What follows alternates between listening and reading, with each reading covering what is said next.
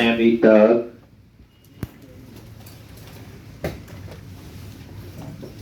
मेरे ख्याल से यूजर बनने शुरू हो गए थे, रोल असाइन हो रहे थे, एडमिन रोल वाला यूजर और रोल भी बना रहा था। जितना का हमें समझ आया हमने उस हिसाब से बना, और जैसे रिक्वायरमेंट होती है रोल ऐड भी हो सकता है, रोल कम भी हो सकता है, कौन से रोल वाला क्या कर सकता है क्या नहीं, वो तो डिपेंड करता है कैसी रिक्वायरमेंट बनती है।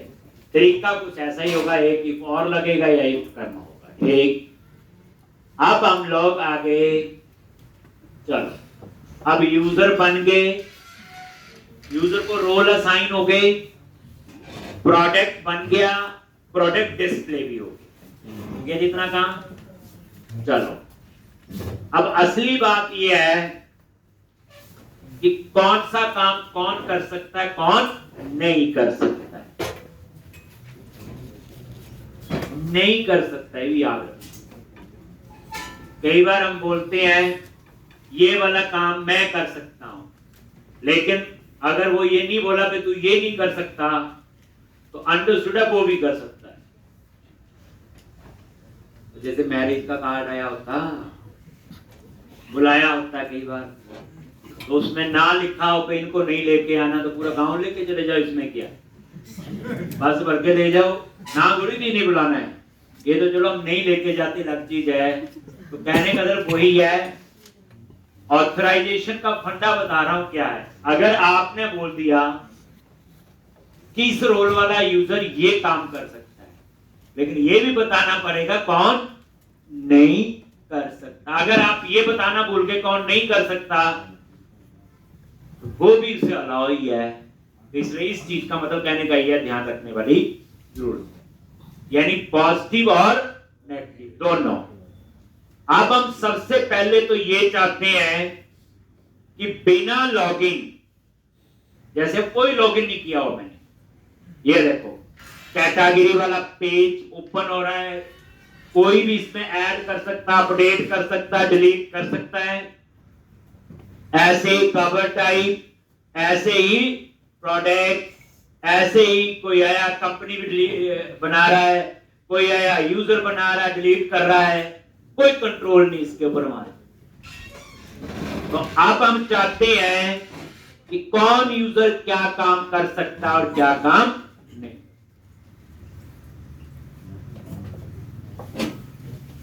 ठीक, तो पहला काम है कि मेन प्रोजेक्ट में गए, ध्यान से, एरिया एडमिन कंट्रोलर कैटेगरी। मैं चाहता हूं कैटेगरी कंट्रोलर बिना लॉगिन एक्सेस नहीं होना चाहिए। क्या करोगे, यहां पे गए कैटेगरी कंट्रोलर पे, और इसके ऊपर क्या लिख दो, ऑथराइज। बस अब इस कैटेगरी कंट्रोलर को बिना लॉगिन एक्सेस नहीं कर सकते, सिर्फ ये टर्म लिखनी है, ऑथराइज।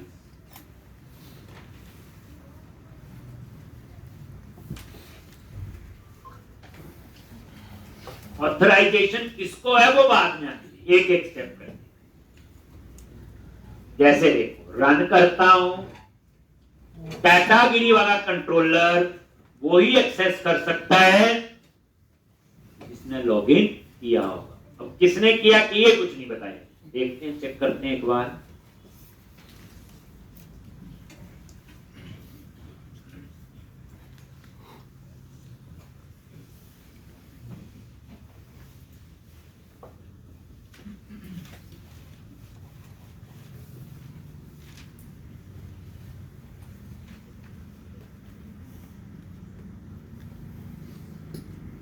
तो यहां पे कैटेगरी देखो बिना लॉगिन एक्सेस नहीं हुआ,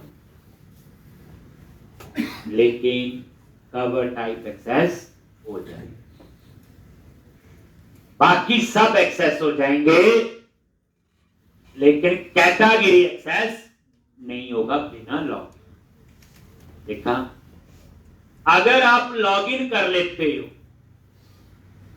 लॉगिन पे क्लिक किया, किसी भी यूजर से लॉग इन होना चाहिए। लो जी, चाहे मैं एडमिन से कर लूं चाहे मैं किसी और लॉग इन कर लिया, और अब देखो ये कैटेगरी वाला पेज एक्सेस हो जाए।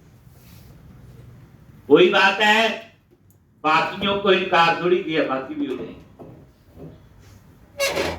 ठीक, तो अगर आप चाहते हो बिना लॉगिन आपका ये वाला कंट्रोलर काम नहीं करना चाहिए, तो उसके ऊपर क्या लिख दो, ऑथराइज। मान लो आपकी रिक्वायरमेंट इसके अंदर ये है कि जो इंडेक्स सेक्शन है इसे अनोनिमस यूजर एक्सेस कर सकता है। अनोनिमस कौन होते हैं? कोई भी, जैसे हम गूगल में नहीं सर्फिंग करते हैं, बंद कर देते हैं, दैट इज अनोनिमस यूजर, बिना लॉगिन। तो ये जो ऑथराइज है सब पे अप्लाई हो गया। नीचे जितने एक्शन है, अगर मैंने इंडेक्स पे लिख दिया यहां पे अलाउ अनोनिमस, इसका मतलब ये हुआ कि ये बिना लॉगिन एक्सेस हो सकता है इंडेक्स। ठीक, यानी इंडेक्स जो है बिना लॉगिन एक्सेस हो सकता है।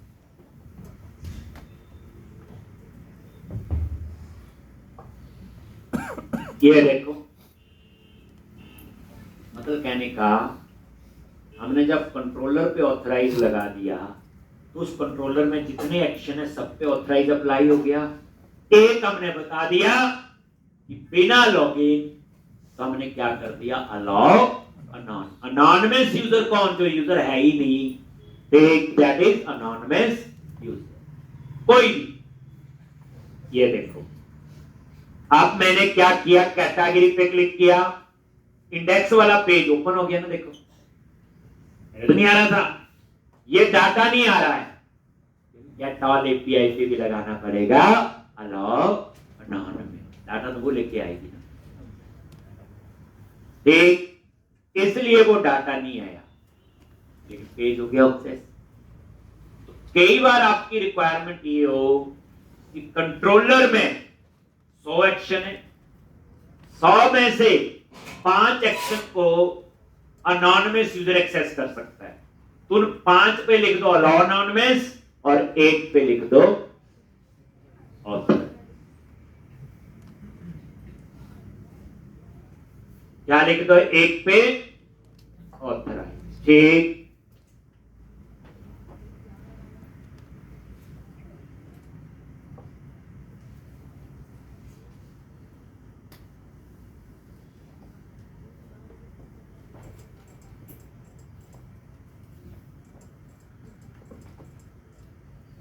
तो ये अगर उल्टा है, मान लो आपकी रिक्वायरमेंट है एक कंट्रोलर में 100 एक्शन है, 100 में से 2 एक्शन तभी एक्सेस होने चाहिए जब लॉगिन किया है, और 98 बिना लॉगिन। तो फिर आप उल्टा करो, जहां ऑथराइज लिखा वहां लिख दो अलाउ अनोनिमस, और जहां पे लॉगिन चाहिए वहां कर दो ऑथराइज। पूरा समझो लॉजिक। आपको लगता है कि कंट्रोलर है, इसमें 100 एक्शन है, 100 में से 2 एक्शन ऐसे हैं जिन्हें बिना लॉगिन एक्सेस नहीं होना चाहिए, तुम 2 पे लिख दो ऑथराइज, और उस पे अलाउ अनोनिमस नहीं लिखोगे तो बाय डिफॉल्ट अलाउ अनोनिमस ही होता ही है। पहले देखा ही है, एक समझा दिया। पर अभी मेरी रिक्वायरमेंट सिर्फ इतनी है, क्या यहां ऑथराइज लगा, अब इसमें अब क्या करो, कवर टाइप कंट्रोलर पे आ जाओ और यहां पे भी ऑथराइज।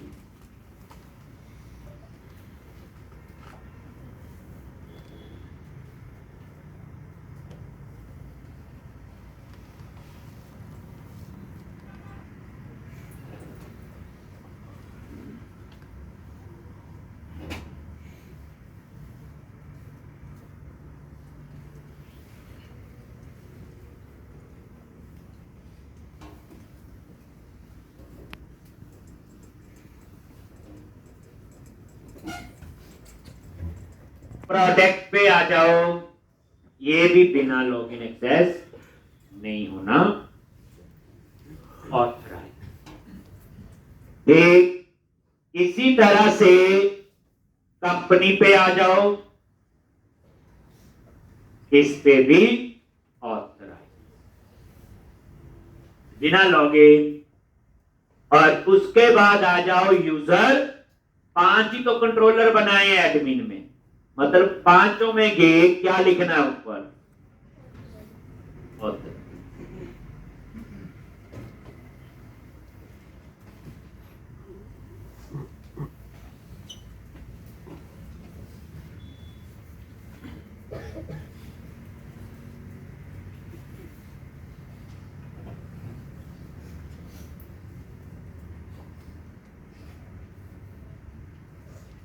अब आप इसको रन करो।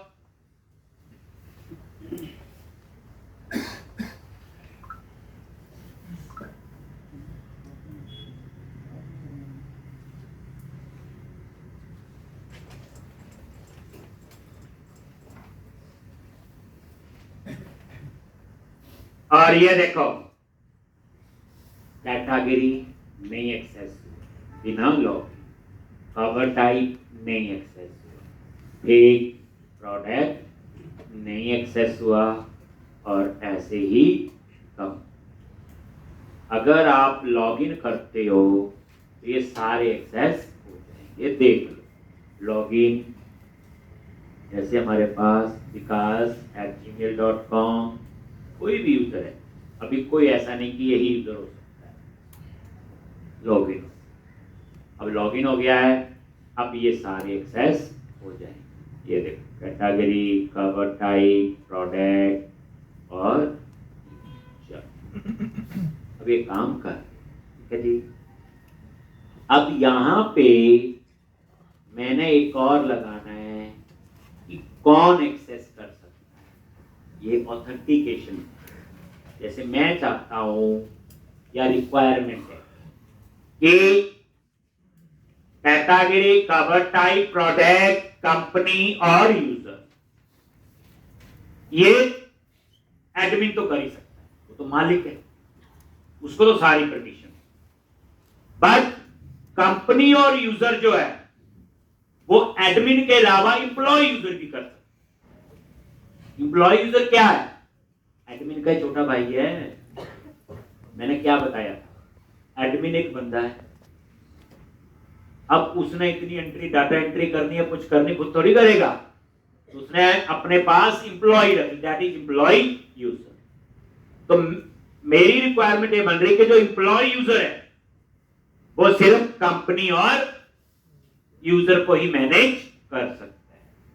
आपको कैसे कैटेगरी तो वो भी करवा देंगे, बट अभी सिनेरियो समझो, एडमिन इन पांचों को एक्सेस कर सकता है, और कंपनी और यूजर जो है उसे एडमिन और इंप्लॉय यूजर, मतलब एडमिन और इंप्लॉय यूजर रोल है, यहां ये रोल। तो अब आप लोग ये कैसे डिफाइन करोगे? तो सबसे पहले आप आओ कैटेगरी, और ऑथराइज के अंदर यहां पे आपने लिखना है रोल, ठीक। और कौन सा रोल? SD dot roll. देखो फायदा ना उसका, जो SD क्लास में बनाए थे, नहीं तो डबल कोर्स में उलझे रहते। इसका मतलब यह है कि कैटेगरी वाला कंट्रोलर, पहली बात लॉगिन होना चाहिए, दूसरी बात उस यूजर का जो रोल है क्या होना चाहिए? एडमिन। अगर उसका रोल होगा इंडिविजुअल यूजर, वो नहीं कर सकता है। क्या होगा? Individual user.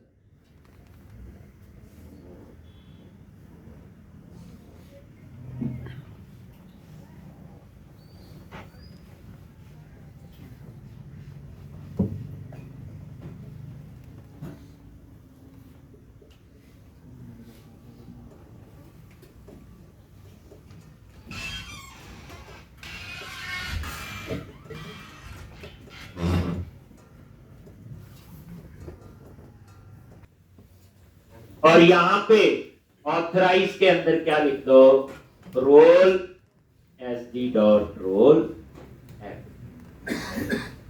बात समझ आ रही है, बिल्कुल समझ। अब तीसरा आ जाओ आप प्रोडक्ट कंट्रोलर पे। तो यहां पे role SD dot role F.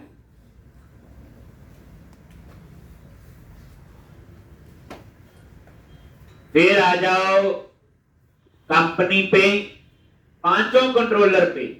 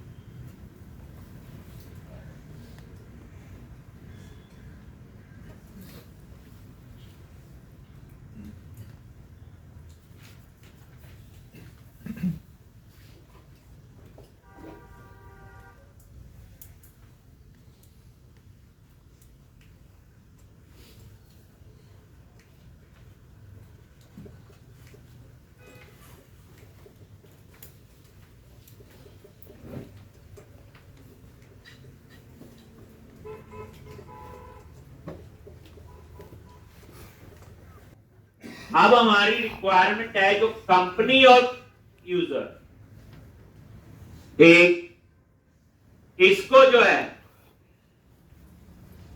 Employ user भी एक्सेस कर सकता है। तो जैसे कंपनी पे गए तो यहां पे plus comma plus SD dot role employ.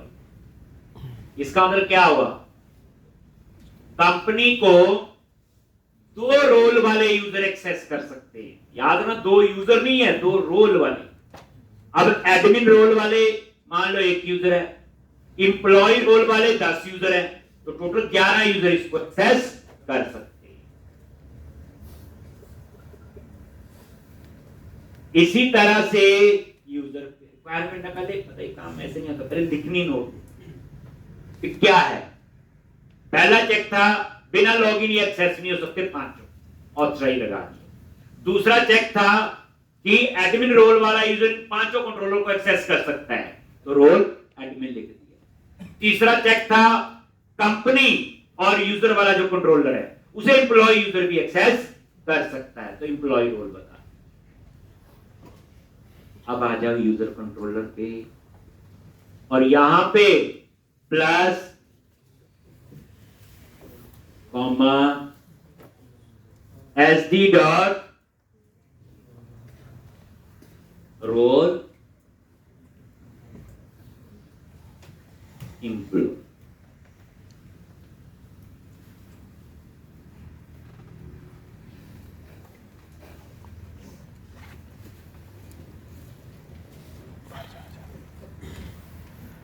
तरह से अब आप रन टेस्ट। अब 2 रोल है, 3 है, डिपेंड करता है क्या रिक्वायरमेंट आगे किस प्रोजेक्ट पे बन। और याद है जो आइडेंटिटी फ्रेमवर्क में जो चीजें करवाई, इसका कोई लेना देना नहीं है कि ई कॉमर्स की एप्लीकेशन है, तो कॉमन है, इसमें तो कहीं नहीं लिखा रोल ही और यूजर, बस 2 चीजें इसके अंदर। एक और आप देखो कितने हिस्से, और ये बिल्कुल टेस्टेड है, कोई इसमें ब्रेक नहीं होगा। मतलब कहने का आपको प्रोजेक्ट लाइफ में यूज कर लोगे कोई प्रॉब्लम नहीं। जैसे अब बिना लॉगिन तो कोई एक्सेस नहीं होगा, ये देखो जिस मर्जी पे आप कर लो, एक कोई भी एक्सेस नहीं होगा। ठीक है जी, अब क्या करो, लॉगिन। अब लॉगिन किया, विकास मेरे ख्याल से एडमिन यूजर नहीं है ना, लॉगिन ये इंडिविजुअल है ना, लॉगिन किया और देखो ये भी नहीं एक्सेस कर सकता किसी को भी, क्योंकि इंडिविजुअल यूजर है जो हम लोग आप लोग शॉपिंग कर रहे हैं। ध्यान से लॉग आउट, लॉग इन किया। कोई एम्प्लॉय यूजर याद है? देखिए एम्प्लॉय यूजर बना दिया था मैंने ना, चलो देख लेते हैं बना होगा। इस यूजर का रोल क्या होगा? एम्प्लॉय। अब जो एम्प्लॉय है कैटेगरी एक्सेस नहीं कर सकता, कवर टाइप एक्सेस नहीं कर सकता और प्रोडक्ट एक्सेस नहीं कर सकता, लेकिन ये एक्सेस कर सकता है। ये देखो, ये देखो कर रहा है एक्सेस। कोड ही गलत नहीं होता, पहले हमें सोचना है कोड तो साफ से लिखा होगा, एक ऐसे काम कर रहा है तो कोड ठीक है, नहीं तो कर हो गया। अब लॉग आउट करो एडमिन, एडमिन सारे एक्सेस कर सकता है। ये देखो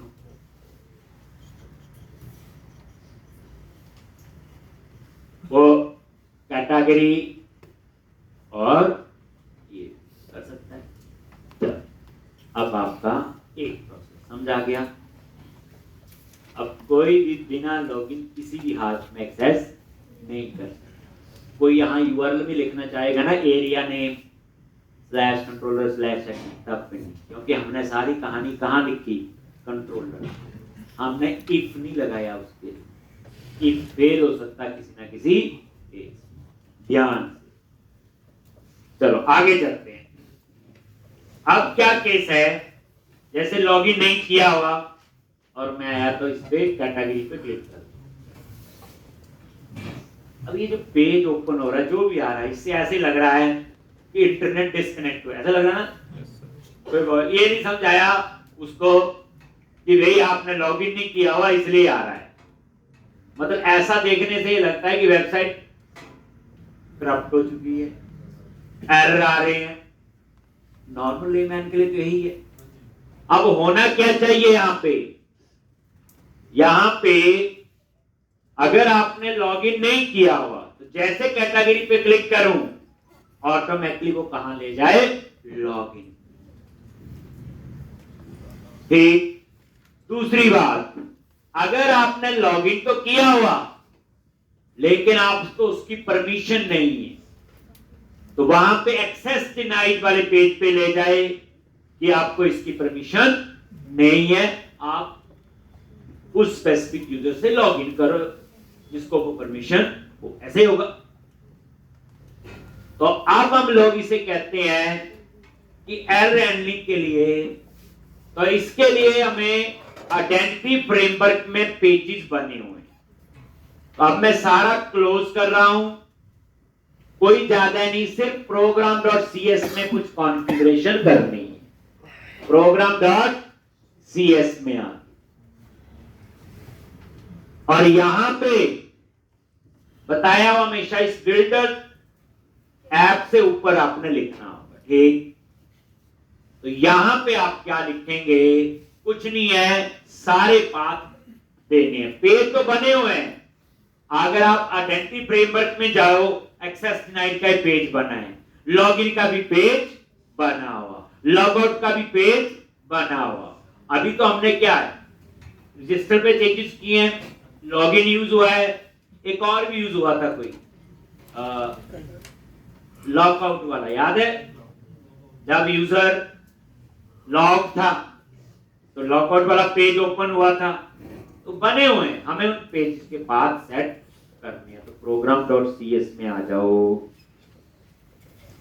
और यहां पे कैसे आप पाथ सेट करते हो?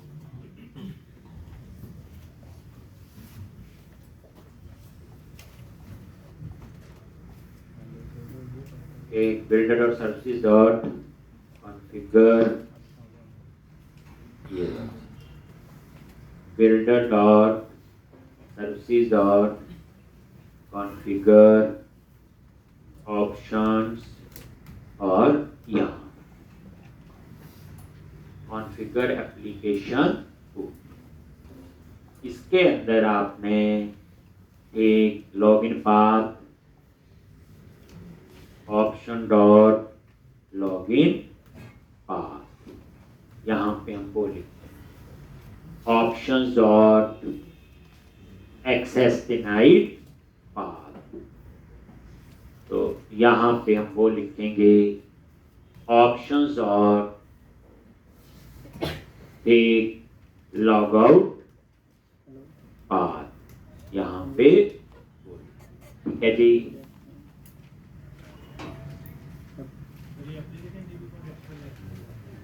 नहीं, ये सारे आइडेंटिटी फ्रेमवर्क के अंदर लॉगिन का पाथ है, लॉगआउट का पाथ और एक्सेस देना है।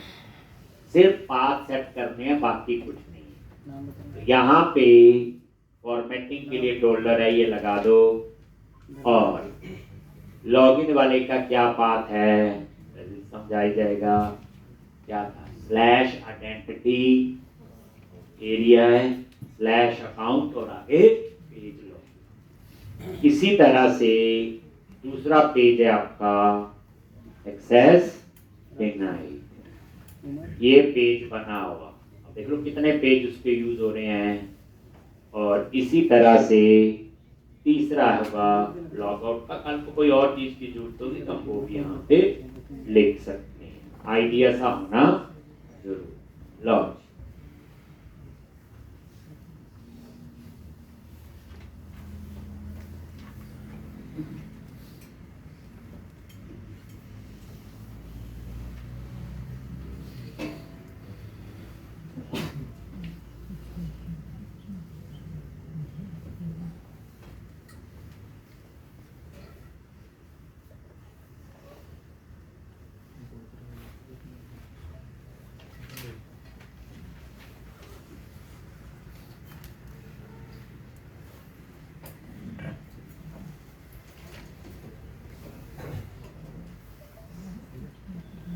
ये पेज बने हुए हैं सारे। कहां बने हैं ये आइडेंटिटी फ्रेमवर्क। अब इन पेजेस में आप चेंज भी कर सकते हो। अभी दिखाऊंगा, मैसेज चेंज करना है कुछ, वो आप अपनी मर्जी से कर सकते हो। नॉर्मल आपका वो रेजर पेज है, वो इसमें स्पेशल नहीं है। अब आप इसको रन करो।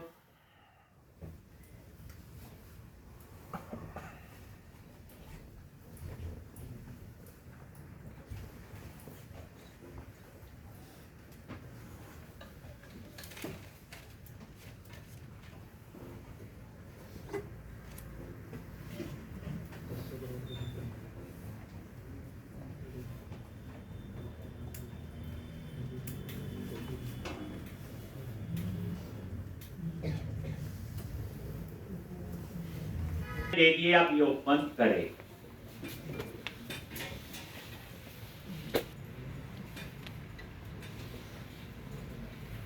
एक अब ये देखो, ये बिना लॉगिन, देखना ध्यान से। जैसे कैटेगरी पे क्लिक किया, कहां गया लॉगिन। ठीक, मतलब ये अब एरर नहीं आ रहा है। कवर टाइप कहते पहले लॉगिन करो। लॉगिन, हम लॉगिन कर लेते हैं। अब विकास क्या है, इंडिविजुअल यूजर है, कर लिया। वो कहता आपको तो परमिशन ही नहीं है कैटेगरी को एक्सेस करने की, तो क्या आ गया, एक्सेस डिनाइड। ये पेज है एक्सेस डिनाइड का। अगर आप देखना चाहो तो ये देखो, एरिया, आइडेंटिटी, पेजेस, अकाउंट, क्या था, एक्सेस डिनाइड। और ये देखो,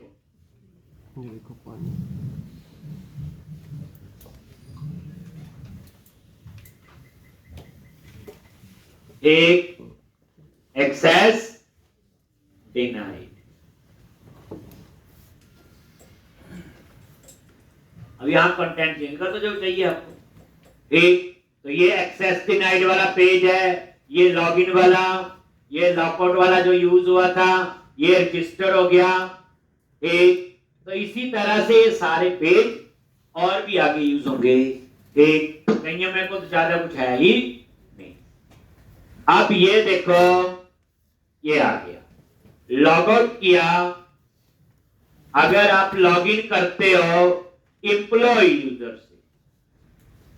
ठीक, काम तो कर रहा था पहले, लॉगिन किया और ये देखो ये कैटेगरी को एक्सेस नहीं कर सकता, एक्सेस डिनाई, कवर टाइप भी और प्रोडक्ट भी।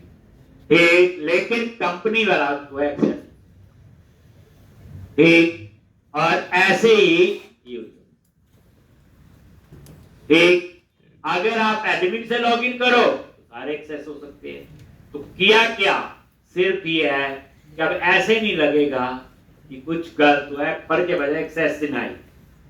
ठीक, तो पता लग जाएगा इस यूजर को इसकी परमिशन नहीं है।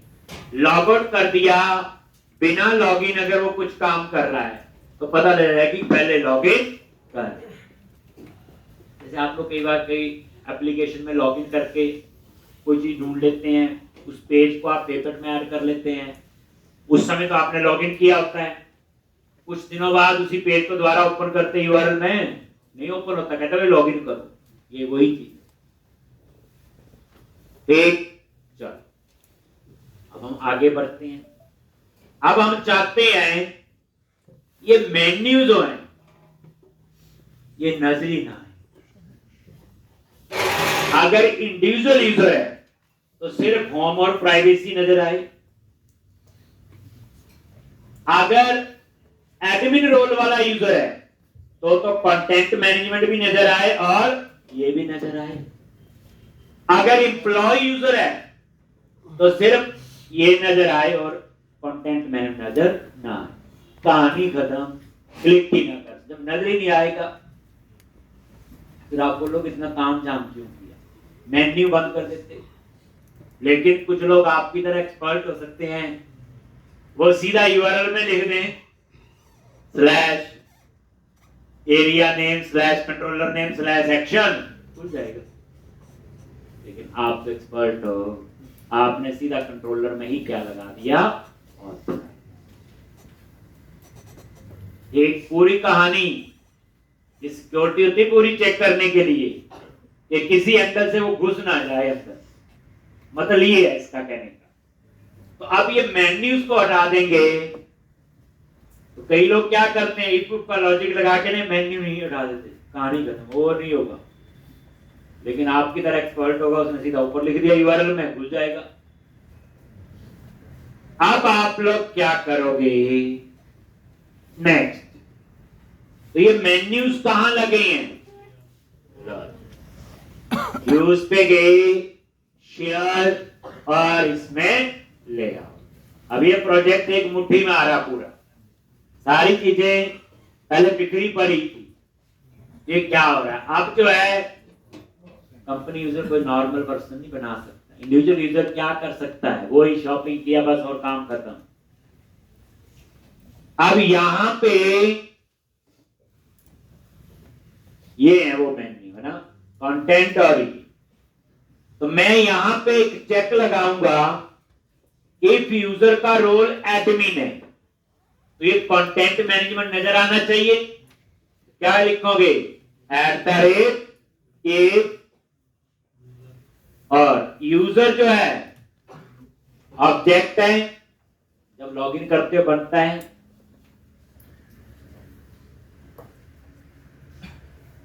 User dot is in role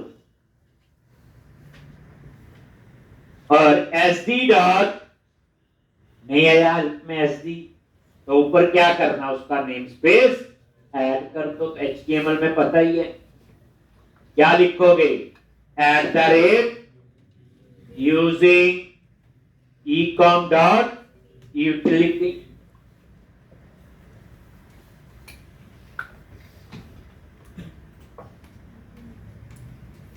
असली में भी ऐसे बनते हैं project.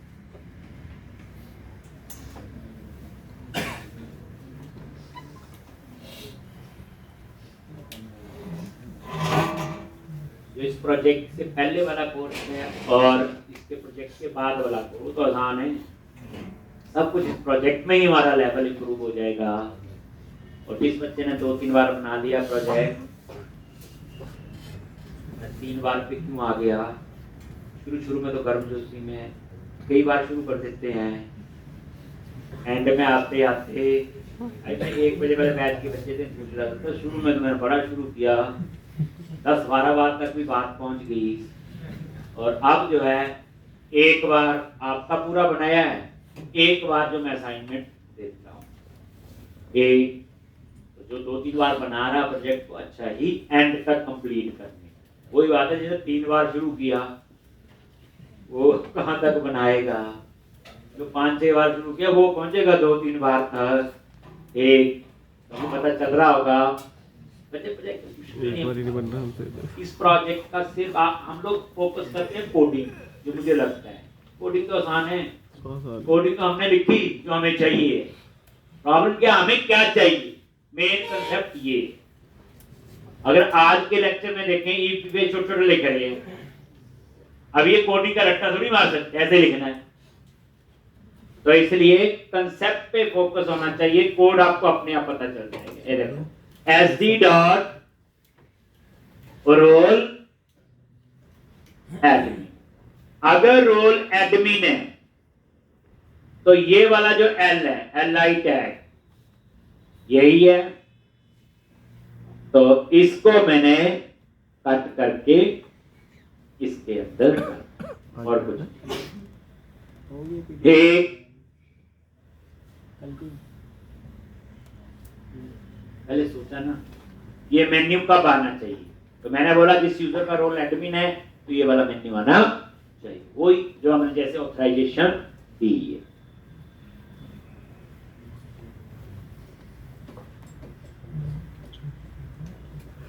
@ User dot is in role, अगर इसका रोल क्या है एडमिन और दोनों में से कोई भी हो ना, और का ये होगा, dot is in role SD dot क्या आएगा रोल एम्प्लॉय, तो जिस यूजर का रोल दोनों में से कोई भी, तो वो क्या कर सकता है, एक देखो सोचने में टाइम लगा, इंप्लीमेंट करने में तो कोई टाइम, इसको कट किया और इसको पेस्ट,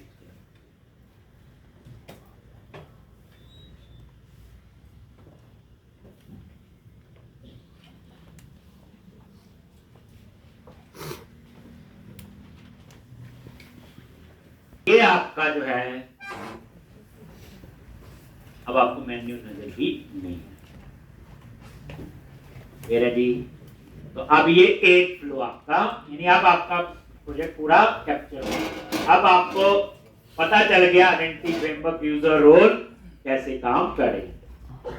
अब उसके बाद आपकी कहानी शुरू होगी शॉपिंग, वही ऐड टू कार्ट, कितनी क्वांटिटी खरीदनी, फिर उसके बाद वही बास्केट सी नजर आती है, व्यू कार्ट, अमेज़न में देखते हैं वे कार्ट में इतनी आइटम कितनी खरीदनी, पैसों की बारी आएगी, एक बड़ा कुछ उसके अंदर और आए, यानी आप अमेज़न ईबे को एक बार देख लो और इसमें वो चीजें जो आपके माइंड में ये है, सिर्फ इतना ही फर्क है, हमने घर नहीं पहुंचाना है सामान, हमने अपना प्रोजेक्ट बना के अपना पीछा छोड़ देना, वो दोनों की ड्यूटी है सामान पहुंचाना, तो इसलिए डेवलपर की रिजल्ट तो ये थोड़ी है कि सामान पहुंचाएगा, सारा कोडिंग कर ले, शीश आप समझ आ जाए, वही बहुत है।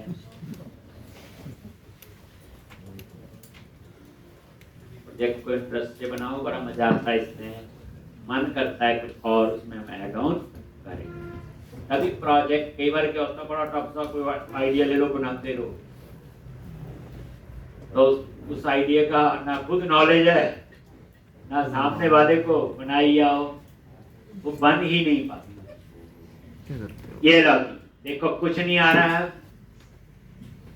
एक अगर आप लॉगिन करते हो इंडिविजुअल यूजर, जैसे हम लोग शॉपिंग करते हैं, विकास अभी तो ये बच्चे ईमेल भी डमी है, असली ईमेल डालने पड़ेंगे, ईमेल वेरीफाई होगा, तो वेरीफाई तभी होगा जो असली ईमेल होगा, ये तो ऐसे रख दिया कुछ भी। ये देखो हो गया, अब ये मेन्यू नहीं है।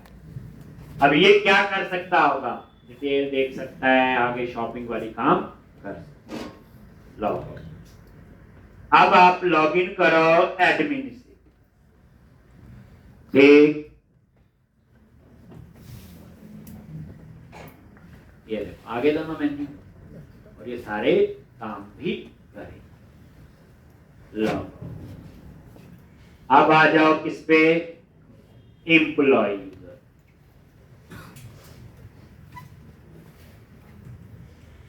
और लॉग, देखो सिर्फ आपका एक ही है, समझा गया, और ये काम भी कर। चलो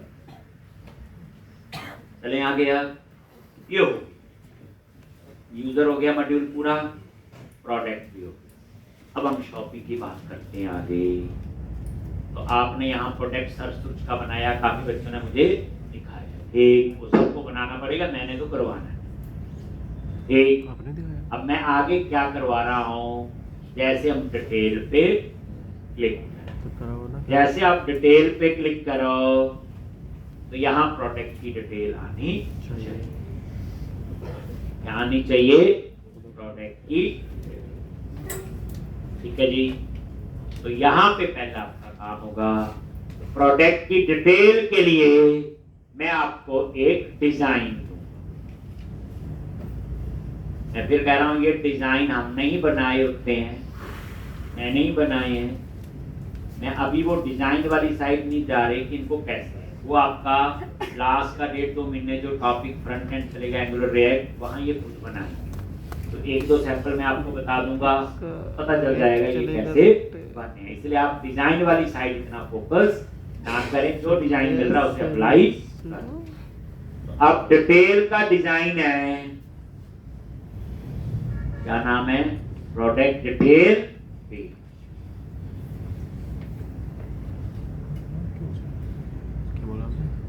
तो ये मैंने बनाया हुआ, तो प्रोडक्ट डिटेल पेज, तो समझे होंगे क्लास के बाद क्या करना है। अब आपने एक, तो एक लैब में सर होते हैं, उनसे ये डिजाइन ये लोग भी बता देना उनके पास हो, एक कुछ नहीं है इसमें, सिंपल आपका कार्ड ही बनाया, कार्ड मॉडल, ये मैं तब समझाऊंगा जब हम लोग डिजाइन बनाएं।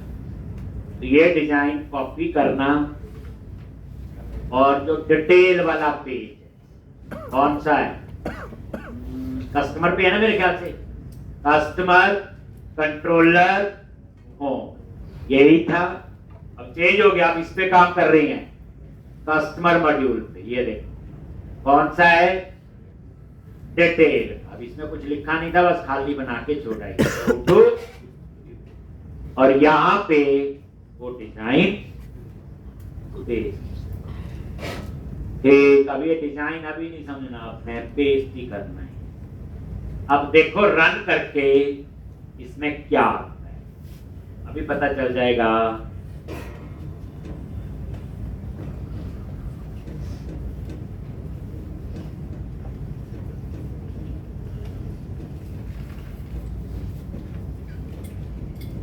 ये देखो, किसी भी डिटेल पे क्लिक किया ऐसे आएगा, यहां टाइटल आएगा, अभी आ नहीं रहा है, ये बाय ऑथर, यहां ऑथर का नेम आएगा, यहां पे कवर टाइप आएगा, यहां पे कैटेगरी आएगा, यहां पे ISBN, प्राइस, इमेज, डिस्क्रिप्शन, और ये प्रोडक्ट का प्राइस होगा, कौन कौन सा है, 100 से ज्यादा तो ये प्राइस, 50 से 100 के बीच में ये ऐसे, और यहां पे सिर्फ क्वांटिटी में टेक्स्ट बॉक्स लगाया मैंने, क्योंकि हम क्वांटिटी कम ज्यादा कर सकते हैं। अगर आप कोई चीज खरीद रहे हो, क्वांटिटी करते हैं, पैसे थोड़ी कम ज्यादा हम कर सकते हैं।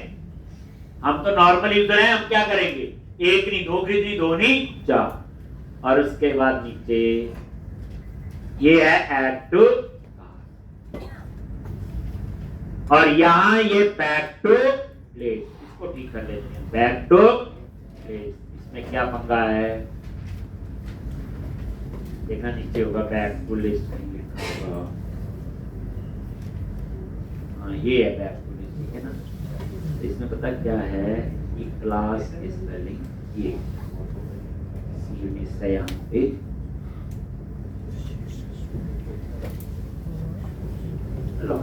अब ये बटन आपका तो लगता आना चाहिए, ठीक।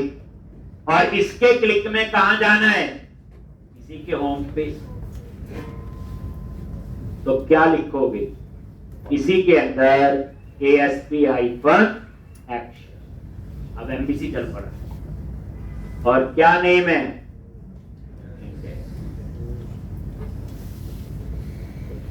एक तो बैक टू लिस्ट बटन तो आपने चला, ये देखो रिफ्रेश किया और बैक टू, ये देखो डिटेल और बैक टू, ठीक है जी। तो ये आप लोग ASP-Action, आप बोलो एरिया का नाम नहीं दिया, कंट्रोलर का, तो याद रखना जिस कंट्रोलर में बैठे हो उसी पे जा रहे हैं तो देने की जरूरत नहीं होती। अगर दूसरे कंट्रोलर का नाम है तो कंट्रोलर का नाम देना है, अगर वो कंट्रोलर किसी और एरिया में तो फिर एरिया का नाम भी, तो जहां बैठे हो पूरी डिटेल देने की जरूरत नहीं।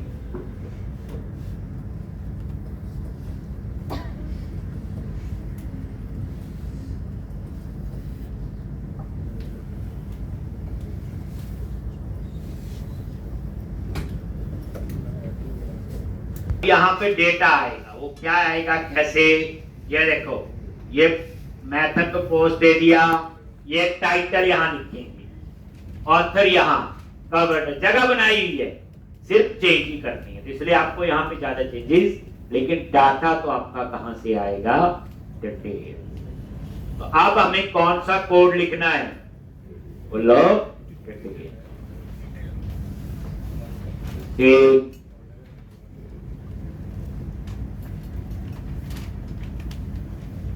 तो सिंपल फाइंड का ही कोड होगा,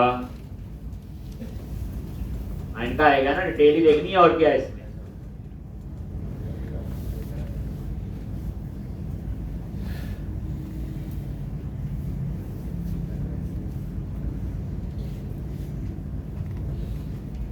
तो अब आपको क्या करना, सबसे पहले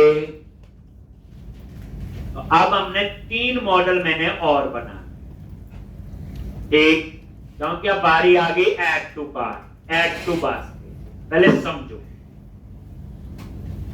मैंने कोई चीज खरीदनी है तो मैं क्या करूंगा, ऐड टू कार्ट। वो क्या करेगा, मेरा एक कार्ट बनाएगा और उसमें ये स्टोर रहेगा, इसमें मेरा यूजर आईडी होगा, कौन सा प्रोडक्ट, कितनी क्वांटिटी, तो कुछ ऐसी चीजें वहां पे स्टोर रहेगी। ऐड टू कार्ट किया तो उसके लिए हमें एक अलग से टेबल बनाना पड़ेगा, शॉपिंग कार्ट। उसमें क्या होगा, एक तो शॉपिंग कार्ट आईडी होगा, प्राइमरी की अपनी वो तो हो गई, एक उसमें होगा यूजर आईडी, किसका कार्ड बन रहा है, जिसने लॉगिन किया होगा। तीसरा होगा प्रोडक्ट आईडी, तो किस प्रोडक्ट को वो खरीद रहा है। चौथा होगा उसकी क्वांटिटी। मेन यही कॉलम होंगे, सोचो अब ये शॉपिंग कार्ट जो टेबल है ये मॉडल बनेगा, इसमें हम ऐड टू कार्ट करते रहेंगे और कार्ट में ऐड होता रहेगा। जैसे कभी अमेज़न वगैरह पे अगर आप देखो, हम लॉगिन करके ऐड टू कार्ट करते रहते हैं, तो वो आइटम कार्ट में पड़ी होती है, ऊपर बास्केट सी बनी होती है, फिर कार्ट में 4 आइटम में 3 पड़ी होती है ना, फिर हम व्यू कार्ट करते हैं, हम उसी की बात कर रहे हैं। तो वो डिटेल कहां स्टोर होती है, एक टेबल, नहीं तो वो टेम्परेरी होगी, लॉस नहीं हो जाएगी, तो हम उसको स्टोर करने के लिए एक शॉपिंग कार्ट बनाएं। फिर उसके बाद नेक्स्ट प्रोसेस में क्या होगा, जब उसका खरीदने का मन होगा तो शॉपिंग कार्ट से डाटा उठा के ऑर्डर टेबल बनेंगे, वहां उस डेटा को सेव कर देंगे और शॉपिंग कार्ट से उसे रिमूव कर देंगे। तो अब आपकी आगे की कहानी शुरू करने से पहले हम लोग पहले एक मॉडल बनाएंगे। अब आपको फिर रिवीजन हो, कौन सा मॉडल? Shopping cart. तो मॉडल्स पे राइट क्लिक करो, ऐड क्लास। मैं समझा आगे इसका टेबल का क्या रोल है? Yes sir. देखो, प्रोडक्ट में तो प्रोडक्ट है, यूजर में तो यूजर है। शॉपिंग कार्ट ये मेंटेन करेगा कि किस यूजर ने कौन सा प्रोडक्ट खरीदना, भी खरीदा नहीं। भाई इतनी बात है, जब वो खरीदेगा तो शॉपिंग कार्ट से डाटा उठा के ऑर्डर टेबल बनेंगे आगे, उनमें डाल देंगे और शॉपिंग कार्ट से उसे रिमूव कर देंगे। नहीं तो आज जाके अमेज़न पे देखना कैसे होता है। तो यहां पे शॉपिंग कार्ट, पब्लिक,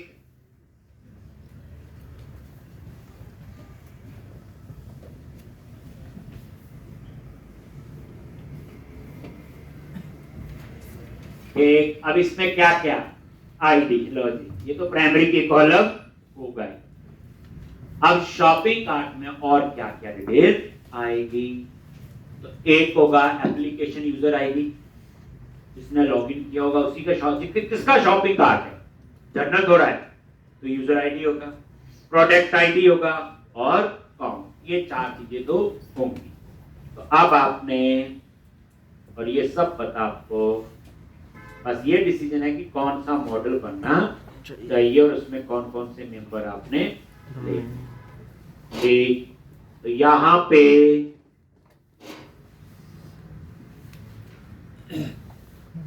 ये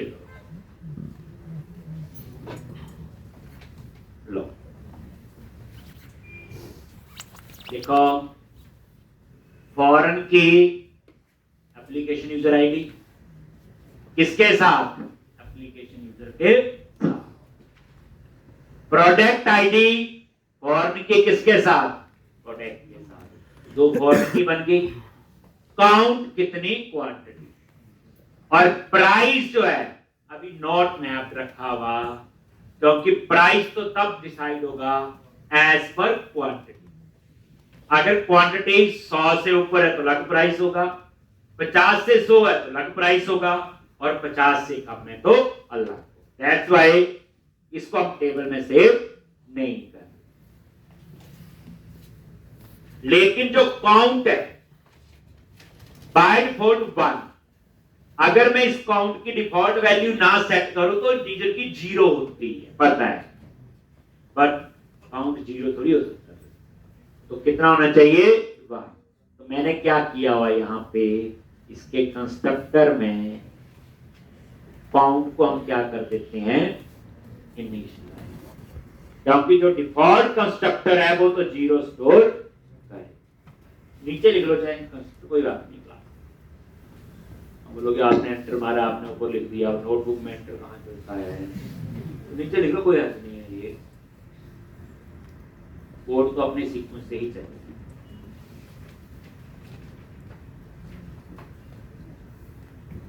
देखो कितने टेबल, शॉपिंग कार्ट होगा, एप्लीकेशन यूजर वो ASP.NET यूजर होगा, जब ASP.NET यूजर हुआ तो ASP.NET रोल भी होगा, ASP.NET रो यूजर रोल भी। इसके बाद मैं पहले आपको करवाना चाहूंगा ओपन ऑथेंटिकेशन।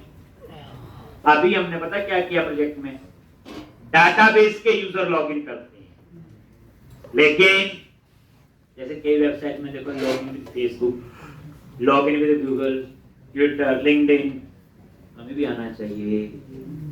चलो पहले मॉडल बना लेते हैं, वो भी बना लेंगे।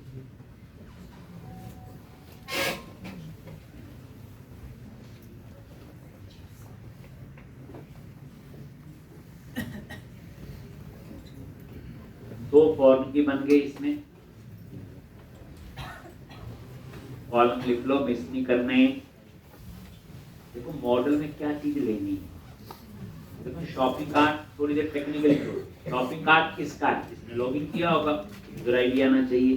फॉर्म की बन गई, कौन सा प्रोडक्ट खरीदना है, प्रोडक्ट टेबल से आएगा, प्रोडक्ट आईडी फॉर्म की बना ली। कितना काउंट? बता दिया, बाई फॉर 1 सेट कर दिया। ज्यादा खरीदना होगा तो टेक्स्ट बॉक्स हमने तभी लगाया हो।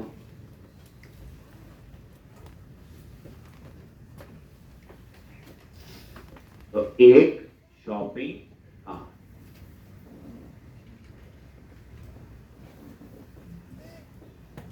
दो मॉडल और बनाने, एक बनेगा ऑर्डर हेडर और ऑर्डर डिटेल। इसमें पूरी ऑर्डर मैनेजमेंट होगी बच्चे। ऑर्डर एक शॉपिंग कार्ट का मतलब ये नहीं कि बंदे ने खरीद लिया, देख उसने कार्ट में ऐड कर ली, भी चीज पसंद आ गई है। जैसे कई बार क्या करते हैं हम लोग, नए साल पे गिफ्ट देना है, हम कार्ट में ऐड करते रहते हैं, फिर हम लोग नए साल पे उसे ऑर्डर को कंफर्म करते हैं, जो चीज हमें कार्ट से ये होता। और क्या चीज पसंद आए ऐड टू कार्ट कर लेते हैं, बाद में आपस में मिलकर डिसीजन लेना हो ये चीज लेनी है नहीं है, कार्ट में हटा देते हैं, डिलीट कर देते हैं, ऐसे होता। और क्या है, ये वो चीज बनने चाहिए। तो ये था आपका शॉपिंग कार्ट।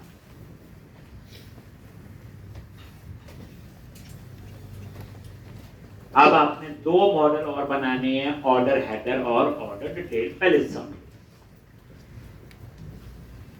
ऑर्डर हेडर में इंफॉर्मेशन, एक ऑर्डर के लिए एक रिकॉर्ड होगा। ऑर्डर डिटेल में उस एक ऑर्डर में कितनी चीजें मंगवाई हैं, कितनी items, that is order detail. मान लो एक ऑर्डर दिया, अब सिंपल, आप किसी शॉप पे जाते हो, 5 चीजें खरीदते हो, या किराने की दुकान पे 5-7 चीजें बिल देते हैं, कौन सी चीज एक बार लिखी होती वो ऑर्डर हेडर होगा। जैसे एक ऑर्डर हेडर में आएगा, बिल नंबर ऑर्डर हेडर में एक बार ही होगा उस ऑर्डर के लिए, किसके नाम का बिल, उसका एड्रेस, उसकी जो डिटेल आएगी एक बार आएगी, और लास्ट में जो टोटल अमाउंट है वो भी एक बार होगा। सोचो, तो दैट इज ऑर्डर हेडर। और ऑर्डर डिटेल में क्या आएगा, serial number 1 A item, price, quantity और आगे अमाउंट होगा। Serial number 2 B item, price, quantity, amount. Serial number 3 एक सी आइटम, ये। तो इस तरह से ये कहां स्टोर होगी सारी, ऑर्डर डिटेल। अगर आप ये दो टेबल नहीं बनाते, काम तब भी हो जाएगा, लेकिन वो डाटाबेस नॉर्मलाइज नहीं होगा।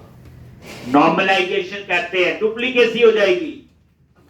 मान लो एक ऑर्डर में 10 चीजें मंगवाई हैं, तो जो ऑर्डर हेडर की डिटेल एक बार सेव हो रही थी वो 10 बार सेव होगी। यानी जिसने ऑर्डर दिया उसका नाम 10 बार सेव होगा, ऑर्डर डेट 10 बार सेव होगी, बिल नंबर 10 बार सेव होगा, कहां ऑर्डर डिलीवर करना है 10 बार सेव होगा। डुप्लीकेसी हुई नहीं हुई। इसलिए हमने क्या करने हैं, दो मॉडल बनाने हैं, ऑर्डर हेडर जिसमें एक ऑर्डर के लिए एक रिकॉर्ड, ऑर्डर डिटेल जिसमें एक ऑर्डर के लिए मल्टीपल रिकॉर्ड। ठीक, बस इस सारे काम के लिए ना कल लाना पड़ेगा आपको। तो पहले हम लोग शॉपिंग कार्ट का मॉडल बना, दो मॉडल वो बनाएंगे, सोचो। उसके बाद एप्लीकेशन डीबी कॉन्टेक्स्ट में ऐड करेंगे, सोचो। उसके बाद माइग्रेशन ऐड करेंगे, और सोचो एक रिपोजिटरी बनाएंगे। सारा कुछ बन गया, वो पता आपको आई यूनिट वर्क तक सारा तामझाम बनेगा। 3 बार डिवीजन होगी अब, और ये काम हो जाएगा। फिर हम शुरू करेंगे अपना डिटेल में, क्योंकि वहां पे शॉपिंग कार्ट वगैरह सारा कुछ यूज होंगे। तो ये टेबल आपके, तो इतना आप लोग करके आओ।